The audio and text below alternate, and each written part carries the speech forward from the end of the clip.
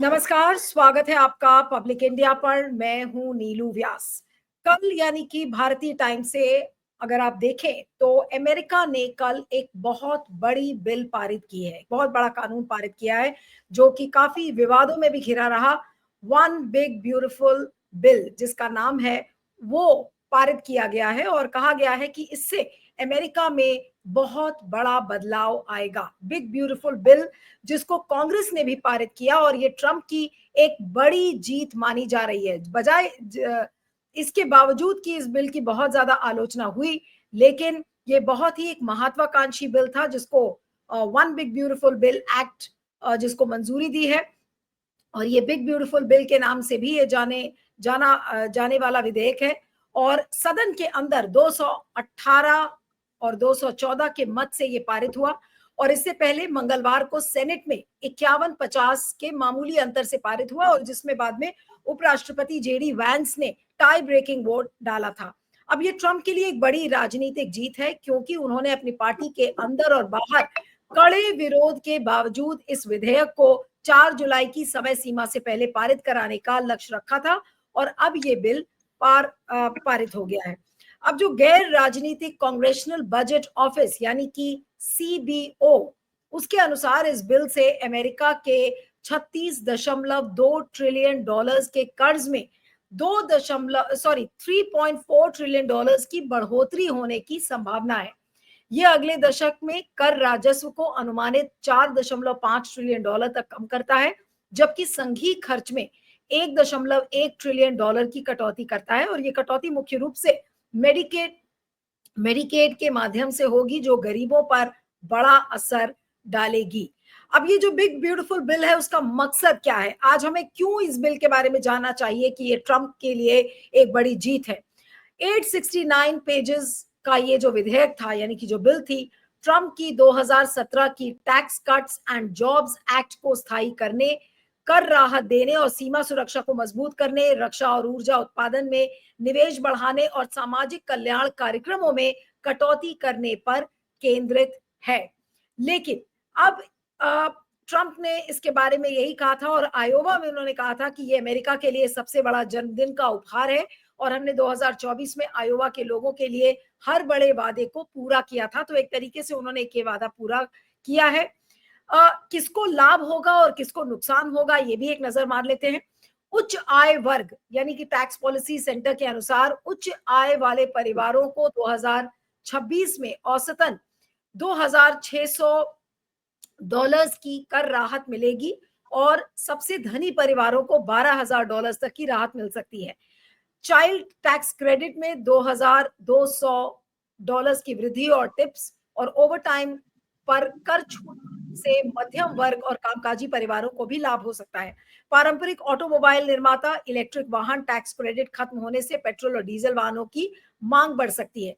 लेकिन नुकसान किसको होगा? नुकसान निम्न आय वर्ग लोगों को होगा जो मेडिकेड में कटौती से 2034 तक 11.8 मिलियन लोग स्वास्थ्य बीमा गंवा सकते हैं और स्नैप में कटौती से 3 मिलियन लोग खाद्य सहायता से वंचित हो सकते हैं। ग्रामीण अस्पताल मेडिकेड में कटौती से ग्रामीण स्वास्थ्य सुविधाएं प्रभावित हो सकती हैं। हालांकि सेनेट ने 50 बिलियन डॉलर्स का विशेष फंड भी जोड़ा है। स्वच्छ ऊर्जा उद्योग, उसको भी बड़ा नुकसान हो सकता है। सौर और पवन ऊर्जा परियोजनाओं के लिए टैक्स क्रेडिट खत्म होने से नौकरियां प्रभावित हो सकती हैं। डेमोक्रेटिक सेनेटर रॉन वायरन ने इसे स्वच्छ ऊर्जा उद्योगों के लिए मृत्यु दंड करार दिया है। और अप्रवासी समुदाय बड़े पैमाने पर निर्वासन और नए शुल्कों से अप्रवासियों पर दबाव बढ़ेगा। तो ऐसा नहीं है कि हर चीज इस बिल की बड़ी अच्छी है, नुकसान भी होगा, लेकिन इससे कॉर्पोरेट जगत बहुत खुश हो सकता है।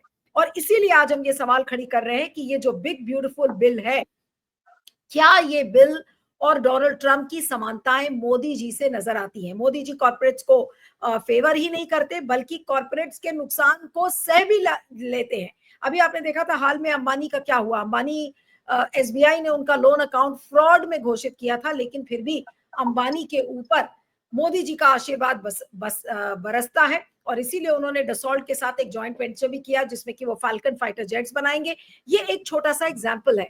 और जो राहुल गांधी ने कहा था कि ये सूट बूट की सरकार है, कॉर्पोरेट्स को खुश रखने वाली सरकार है, सारी रियायतें कॉर्पोरेट्स को देंगे, तो क्या डोनाल्ड ट्रंप ने इस बिग ब्यूटीफुल बिल को पारित करने के बाद मोदी का फॉर्मूला अपना लिया है? यानी कि अगर अलग शब्दों में कहें तो क्या डोनाल्ड ट्रंप का मोदीकरण हो गया है?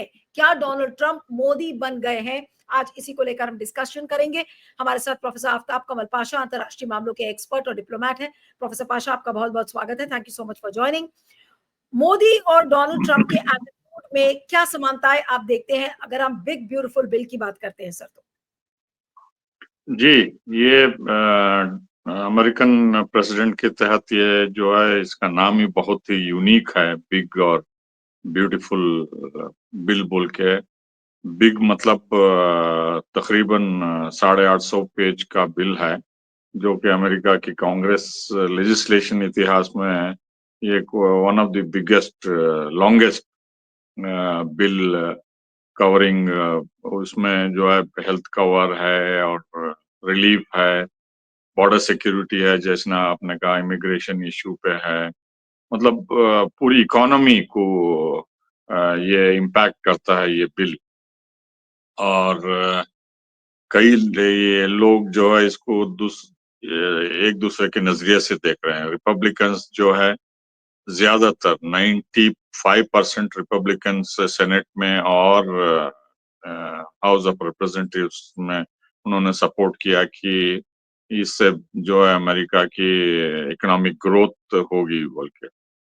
उसके बरक्स डेमोक्रेट्स इस पे काफी चिंता जताए, क्रिटिसाइज भी करे कि ये वर्कर्स, मिडिल क्लास और गरीब तबके के जो लोग हैं उनको बहुत ही अफेक्ट होता है नेगेटिवली, चाहे वो मेडिकल केयर हो।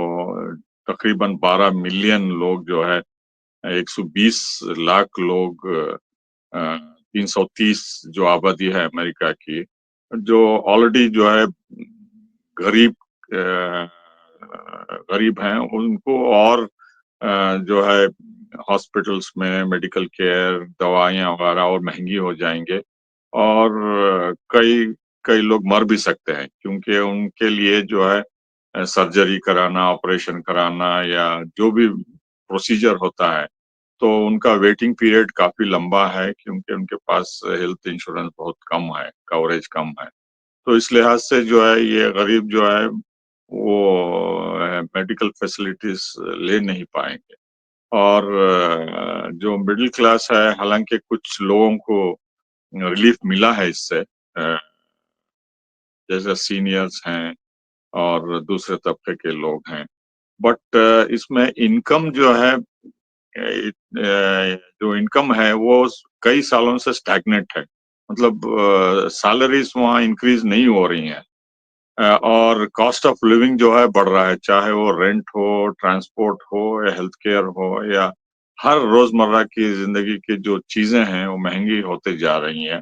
और इसलिए नहीं कि अमेरिका कम इंपोर्ट कर रहा है या कम पैदा कर रहा है, लेकिन वहाँ की जो सिस्टम है, इकोनॉमिक सिस्टम है, वो कॉरपोरेट के फेवर में है। जैसे बड़े बड़े पूंजीपति हैं और उनका जो है दबदबा हर एक सेक्टर में अमेरिका का बहुत गहरा है। चाहे वो दवाइयों का हो, फार्मास्यूटिकल कंपनी हो, या ग्रोसरीज हो, जो आमर्रा जो वेजिटेबल्स, तरकारी और खाने रोजमर्रा की जिंदगी के जो चीजें होती हैं, वो सब कंट्रोल करते हैं कुछ कॉरपोरेशंस, कुछ मल्टीनेशनल्स वगैरह। तो ये प्राइस डिसाइड करते हैं कि कितना होना चाहिए, कितना करना है, लेकिन कम तो नहीं हो रहे हैं वहाँ प्राइसेस, हर वक्त बढ़ते रह रहे हैं। मैं हर साल पिछले 6 सालों से लगातार जा रहा हूँ। और 5 साल पहले जो कोविड के बाद $50 में जो आता था, अब तकरीबन दुगना हो गया है। उसी उन्हीं चीजों को जो है अब $100 आपको स्पेंड करना पड़ेगा। तो इस लिहाज से जो है, जो सैलरीज स्टैग्नेंट है, मिडिल क्लास को ये काफी असर होता है। और मेजॉरिटी 330 पे जो है मिडिल क्लास है अमेरिका और की। इसका असर क्या होगा प्रोफेसर पाशा? ये जो बिल पास हुई है, अब इससे अमेरिका में आपको लग रहा है कि लोगों को फायदा ज्यादा नजर आ रहा है, या अमेरिका में त्राही त्राही मचेगी इस कानून से क्योंकि चारों तरफ प्रोटेस्ट होंगे? और किस तरीके का सोशल सिनारियो आप देखते हैं अमेरिका में बनता हुआ इस बिल के बाद, पारित होने के बाद? जी, सबसे ज्यादा फायदा होगा कॉर्पोरेट सेक्टर को, जो ऑलरेडी बिलियनियर्स हैं, पूंजीपति हैं, वो और उनकी वेल्थ में इजाफा होगा, इंक्रीज तो होगा। यही सबसे बड़ी समानता है मोदी जी और डोनाल्ड ट्रंप में। जी, क्योंकि यहाँ भी वही हो रहा है। जो कॉर्पोरेट सेक्टर है, अंबानी और अदानी, उनका जो है 5-6 साल पहले बहुत कम पूंजी थी, अब तो उनका कैपिटल दुगना तिगना 5 टाइम्स हो गया है। तो हम एक दूसरे से ये सीख रहे हैं मॉडल कि कॉर्पोरेट सेक्टर को कैसा फायदा पहुंचाए हर तरीके से, चाहे वो आम लोग गरीबी में मरे और उनको तकलीफ में जिए, उससे कोई ज्यादा लेना देना नहीं है। तो ये जो रिच पुअर का गैप अमेरिका में है, वो वाइडन होता जा रहा है, दूर होता जा रहा है, और लोग मिडिल क्लास में जो हैं, लोअर मिडिल क्लास, उनकी तादाद, उनकी पॉपुलेशन बढ़ती जा रही है। और जो है अब लोअर मिडिल क्लास में अपने माँ बाप स्कूलों को अच्छी तरह स्कूलों में नहीं भेज सकते बच्चों को, कॉलेजों में हायर एजुकेशन के लिए, क्योंकि हायर एजुकेशन में भी गवर्नमेंट कटौती कर रही है, और वो अगर बीमार हो तो अच्छा इलाज नहीं हो सकता, वो बीमार रहेंगे और जल्दी उनकी सेहत खराब हो जाती है। तो जो मिडिल क्लास है, जो कि ऑलरेडी पॉपर हो रहा है, हालांकि इंडिया के लिहाज से वो काफी अच्छे हैं, उनकी स्टैंडर्ड ऑफ लिविंग, लेकिन उनके मुताबिक वो compare the upper middle class, उनकी हालत खराब होती जा रही है। तो इस लिहाज से जो है वहाँ का मेजॉरिटी, 2/3 अमेरिका, जो 330 मिलियन लोग हैं वहाँ, तो इस बिल से कोई खास उनको फायदा होने वाला नहीं है। और ये ट्रम्प की बिल जो है इमिग्रेशन के इशू पे, बॉर्डर सिक्योरिटी पे और डिफेंस पे, और सबसे बढ़ के है ये जो बॉर्डर सिक्योरिटी और डिफेंस, इमिग्रेशन और टैक्स रिलीफ जो दे रहे हैं, उसमें मेजॉरिटी उन्हीं का फायदा हो रहा है। तो इस लिहाज से जो है लोग परेशान हैं कि और सड़कों पे उतरेंगे, जैसा उन्होंने 6 महीने में 4 बार सड़कों पे आए वो। नहीं, असल में वो ये जवाब सड़कों पे कैसे इसलिए होगा? आए कि वो जो ऑलरेडी उनका इन्फ्लेशन है, उनको अफेक्ट कर रहा है। पूरे 50 स्टेट्स में पहली बार लाखों के लोग सड़कों पे आए, न्यूयॉर्क से लेके लॉस एंजलिस और मिनियापोलिस, डल्लस, ह्यूस्टन वगैरह, पहली बार इतने बड़े पैमाने पे लोग सड़कों पे आए। और नारा ये था कि ट्रम्प की पॉलिसीज हमें और पॉपर कर रहे हैं और गरीब हो रहे हैं और इन्फ्लेशन बढ़ रहा है, इनको हमारा वोट लेके झूठा वादा करके अब पूंजीपतियों को रिलीफ दे रहे हैं बोल के टेंशन है, लोग परेशान जो हैं। मेरा सवाल था, मैं जो आपसे सवाल करना चाह रही थी कि आपको क्या लग रहा है कि डोनाल्ड ट्रंप ने मोदी से सीखा है या मोदी ने डोनाल्ड ट्रंप से सीखा है? क्योंकि ये तो प्रॉमिसेस डोनाल्ड ट्रंप 2017 से करते आए हैं। तो मोदी जी ने डोनाल्ड ट्रंप से सीखा या डोनाल्ड ट्रंप ने मोदी से सीखा? देखिए, कॉर्पोरेट कल्चर अमेरिका में बहुत पुराना है, मोदी आने से पहले, और भारत का जो रिफॉर्म्स आए 91 में, उससे पहले भी है। लेकिन धीरे धीरे अब रिपब्लिकन जो है, चूंकि उनसे पैसे लेते हैं, ये पूंजीपति उनसे इलेक्शन में पैसे लेते हैं, इलेक्शन लड़ने के लिए बहुत महंगा होता है वहां का इलेक्शन, तो उनको इन रिटर्न ये सब टैक्स बेनिफिट्स देते हैं, मोनोपोली देते हैं, वगैरह वगैरह। तो यहाँ कॉर्पोरेट कल्चर था, टाटा और बिरलास वगैरह सब थे, लेकिन उनके खिलाफ जो है नेहरू हो या इंदिरा गांधी हो या जो भी हो, वो टैक्स बहुत डालते थे, 30% से ज्यादा था, और टैक्स रिलीफ देना इतना आसान नहीं था इंडिया में। तो ये कॉर्पोरेट कल्चर पिछले 10-11 साल से उभर के निकला है बड़े पैमाने पे, और जैसे कि आपने कहा, सभी नेशनलाइज्ड पब्लिक सेक्टर बैंक जो है करोड़ों के रुपए माफ कर दिए हैं जो बैंक से लिए थे, और ये कई लोग फरार हो गए, लेके भाग गए। और यहाँ जो हैं उनको भी इतना फायदा हो रहा है कि ये जो लोग मेहनत करके खून पसीना एक करके जो टैक्स देते हैं, तो उनकी जो टैक्स मनी है वो ये पूंजीपतियों को दे रहे हैं एक तरीके से, और रिच पुअर का गैप यहाँ पे भी बढ़ रहा है जैसा अमेरिका में हो रहे हैं। जो गरीब हैं उनको नौकरी नहीं मिलती, उनको 10-15 हजार में एक महीने की नौकरी करना पड़ता है, और एक पियोन की या ड्राइवर की जॉब एडवर्टाइज होती है तो लाखों लोग अप्लाई करते हैं। तो उससे पता चलता है कि गरीब लोग जो है वो अच्छे दिन जो उम्मीद कर रहे थे वो अभी तक उम्मीद में रह गए हैं, और 15 लाख जो उनको वादा किया गया था अभी तक उनके खाते में नहीं आया, और रोजमर्रा की जिंदगी महंगी होती जा रही है, कॉस्ट ऑफ लिविंग बढ़ता जा रहा है, इन्फ्लेशन भी बढ़ रहा है, और इस लिहाज से जो है ये रिच पुअर गैप बढ़ता जा रहा है। कॉर्पोरेट कल्चर कॉर्पोरेट को सपोर्ट कर रहे हैं, हालांकि अमेरिका में इससे कई गुना ज्यादा हैं कॉर्पोरेट्स वहाँ, क्योंकि वो सिर्फ अमेरिका में ही नहीं पूरी दुनिया में कंट्रोल करते हैं बहुत सारे चीजें जो इंपोर्ट एक्सपोर्ट करते हैं, और कई कॉर्पोरेट्स का जो बजट है कई देशों से 5 गुना 10 गुना भी ज्यादा है। तो हमारे कॉर्पोरेट जो है लिमिटेड हैं, और ग्लोबल रीच है उनका, लेकिन इतना नहीं कि जितना अमेरिका का है। तो यहाँ के हमारे प्रधानमंत्री और दूसरे मंत्री जो है वहां से ज्यादा सीखे हैं, उन्हीं का मॉडल अपनाना चाहते हैं। ये सिर्फ इकोनॉमिक मॉडल नहीं है, कॉर्पोरेट मॉडल नहीं है, ये जो है फॉरेन पॉलिसी भी अमेरिका से ही मोदी और उनकी गवर्नमेंट वहीं से सीख रही है, वहीं से इम्प्लीमेंट कर रही है, और उन्हीं के दायरे में घूमना फिरना हो रहा है, क्योंकि जो भी अमेरिका करता है ये समझते हैं कि अच्छा कर रहा है, हमारे हित में होगा, वगैरह वगैरह बोल के। हालांकि अमेरिका की फॉरेन पॉलिसी सिर्फ उनके नेशनल इंटरेस्ट के जरिए से वो कर रहे हैं, चाहे वो चीन के खिलाफ हो या रूस के खिलाफ हो या इसराइल को सपोर्ट करना, वही कर रहे हैं हम भी चीन के खिलाफ दिन भर रात भर जो है प्रोपेगेंडा करते हैं, और रूस के ताल्लुकात कम हो गए हैं, और इसराइल का सपोर्ट कर रहे हैं, हालांकि वो नरसंहार में शामिल है। तो जो अमेरिका अलग थलग हो गया है इसराइल की सपोर्ट से और ऐसी नीतियों से, हम भी अलग थलग हो गए हैं, सिर्फ इसराइल ही हमारा सपोर्टर है, अमेरिका भी नहीं करता।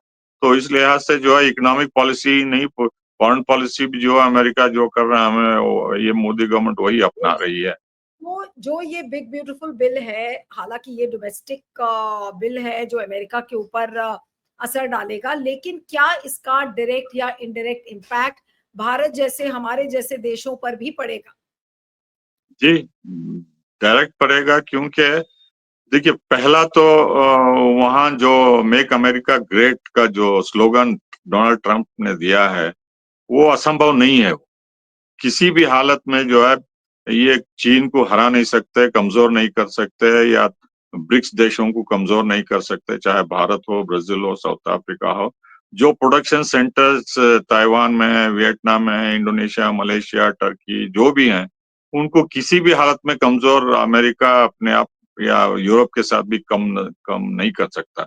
ये इकोनॉमीज आगे बढ़ रही हैं और बढ़ते ही रहेंगे, और अमेरिका इन पर निर्भर होगा, सप्लाई चेन में हो या सेमीकंडक्टर्स में हो, हर चीज में जो है ये इकोनॉमीज अमेरिका के लिए बहुत महत्वपूर्ण है, और अमेरिका ये इंडस्ट्रीज को अमेरिका शिफ्ट करना नामुमकिन है। It is not possible, because cost of production America में बहुत है, कोई भी पूंजीपति वहां शिफ्ट करने के लिए तैयार नहीं होगा, और इतने हाई वेजेस देने के लिए तैयार नहीं होगा, और अनसर्टेनिटी भी है।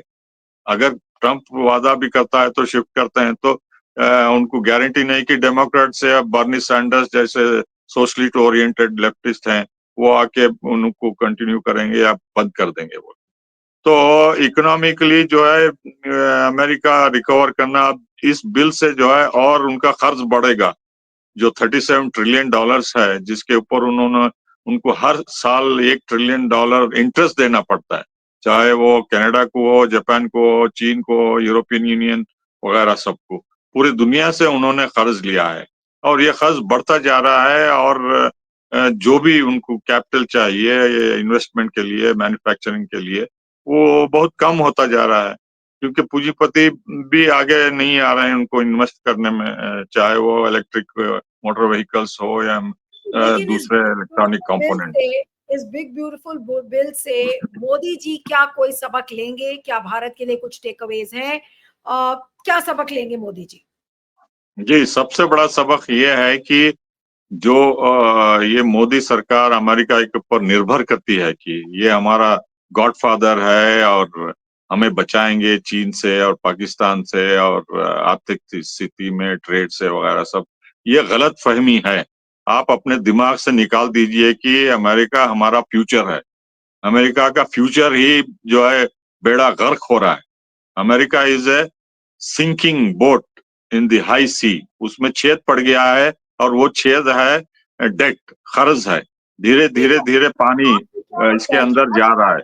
नहीं, तो आप जो कह रहे हैं कि America is a sinking ship, तो क्या मोदी जी को अब ये मान लेना चाहिए कि अगर अमेरिका सिंकिंग शिप है तो अमेरिका के ऊपर जो हमारी निर्भरता है वो धीरे धीरे करके कम करें और एक ऐसी स्टेज आए जब अमेरिका पर हमारी डिपेंडेंस बिल्कुल रहे ना, जीरो हो जाए? क्या उस दिशा में भारत को अब चलना चाहिए?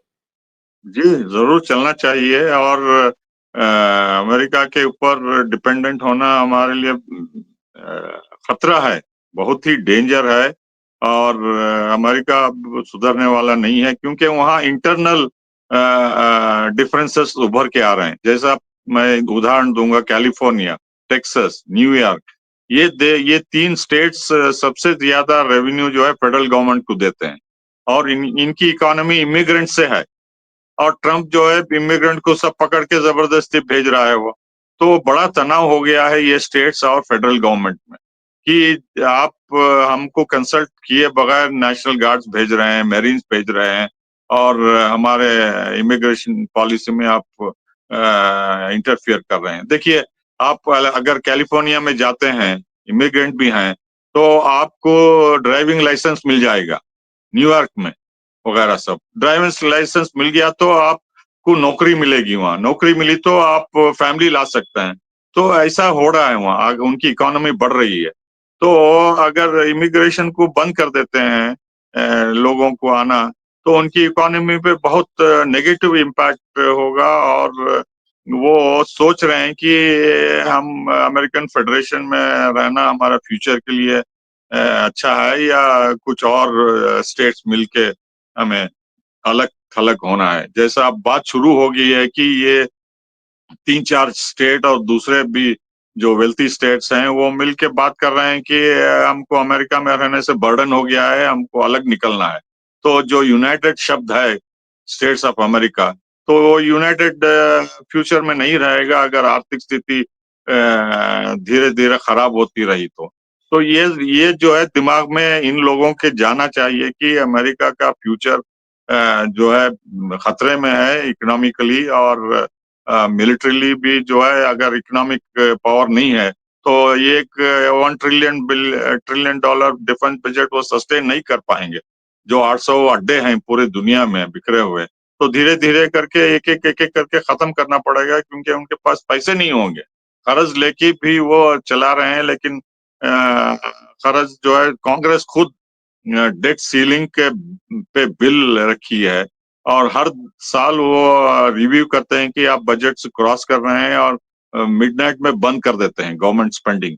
तो कई बार हुआ है ये अमेरिका के रिसेंट हिस्ट्री में कि उनके पास फेडरल गवर्नमेंट के पास पैसे ही नहीं थे सैलरी देने मिलिट्री सर्विसमैन को या फेडरल गार्ड्स को या हेल्थ वर्कर्स को वगैरह वगैरह। तो संगीन इकोनॉमिक क्राइसिस हो रहा है जिसका फॉरेन पॉलिसी पे भी असर होगा और हम ये निर्भर करके चल रहे हैं कि अमेरिका जीत रहा है यूक्रेन में और गाजा में और ईरान के खिलाफ और चीन के खिलाफ। चीन के खिलाफ तो बहुत लंबा चौड़ा होगा वो। तो ये उनके माइंडसेट जो है कि अमेरिका इज द सॉल्यूशन, ये हमें कुएं में ले जाके ढकलेंगे वो और उसको हमारा हानिकारक होगा ये। आपने इसको बड़े अच्छे से एक्सप्लेन किया प्रोफेसर पाशा, लेकिन जो सवाल है अब कि क्या भारत अपनी निर्भरता अमेरिका पर कम करेगा? क्योंकि चीन तो अभी भी भारत का उतना ही बड़ा दुश्मन है और जियोपॉलिटिकली भारत अमेरिका का ही साइड करेगा। लेकिन ये जो बिग ब्यूटीफुल बिल है, ये जानते हुए कि अमेरिका अपने इंटरेस्ट को पहले देखेगा, तो क्या ये बिग ब्यूटीफुल बिल पे ये भी तो हो सकता है ना कि मोदी जी कहें अरे भाई ठीक है वो अपनी बिल लेकर आए, हमें इससे क्या, हम तो अपने जिस दिशा में हम चलते हैं अमेरिका के प्रति हम नतमस्तक रहते हैं, हम वैसे ही नतमस्तक रहेंगे। तो मोदी जी के एटीट्यूड में आपको लग रहा है कि इस बिग ब्यूटीफुल बिल से कोई भी उनके एटीट्यूड में कोई फर्क आने वाला है? अभी तक तो मुझे नजर नहीं आ रहा, क्योंकि ये मूर्खता जो है अभी भी उनके दिमाग में बैठ गया कि अमेरिका ही सबसे बड़ा देश है, हमको मदद करेगा और वही पूरी दुनिया में दबदबा दबाए रखेगा, अमेरिकन एम्पायर सरवाइव हो जाएगा और चाइना को, रशिया को, यूक्रेन को, गाजा को, ईरान को, सबको निपट लेंगे ये। और हम जो कर रहे हैं सही कदम है बोल के, ये रॉन्ग हेडेड पॉलिसी जो है ये इनके दिमाग में बैठ गया है। तो इनके ऊपर जो है ब्रिक्स के ऊपर भरोसा कम होता जा रहा है और चीन से हर दिन प्रधानमंत्री से लेके हर एक मिनिस्टर गाली गलौज करते रहते हैं। और आप हर एक दिन में एक एक नई वीडियो आती है जो कि चौंकाने वाली है इंडिया चीन से। अब उनके पास आर्टिफिशियल इंटेलिजेंस की बड़ी हॉस्पिटल भी है और एक दिन में जो है एक छोटी सी हॉस्पिटल में 10,000 पेशेंट्स को ट्रीट कर सकते हैं। क्या हम उस दिशा में सोच रहे हैं? हम हमारे मरीज जो है रूरल एरियाज में दवाई नहीं मिलती, डॉक्टर नहीं आता, नर्स नहीं मिलता। हम तो इतने पीछे पीछे हो रहे हैं अमेरिका के चक्कर में आके। अगर हम चीन के साथ दोस्ती करके उसके साथ टेक्नोलॉजी शेयर करते हैं तो हम बहुत कुछ कर सकते थे, जो कि जवाहरलाल नेहरू ने कहा था कि एशिया में ग्रोथ है फ्यूचर में और दूसरे एशियन कंट्री से हमें मिलजुल कर रहना है। तो हम कहाँ अपना रहे हैं वो पॉलिसी, ब्रिक्स को अलग थलग कर रहे हैं और अमेरिका के ऊपर निर्भर बोल के जो है हम खड्डे में गिर रहे हैं। लेकिन आपको क्या लग रहा है कि क्या भारत को इस समय कोई सलाह देगा, मोदी जी को कोई ये सलाह देगा कि भाई ये बिग ब्यूटीफुल बिल आप देखकर अपनी आंखें खोल लीजिए कि अमेरिका की असलियत क्या है?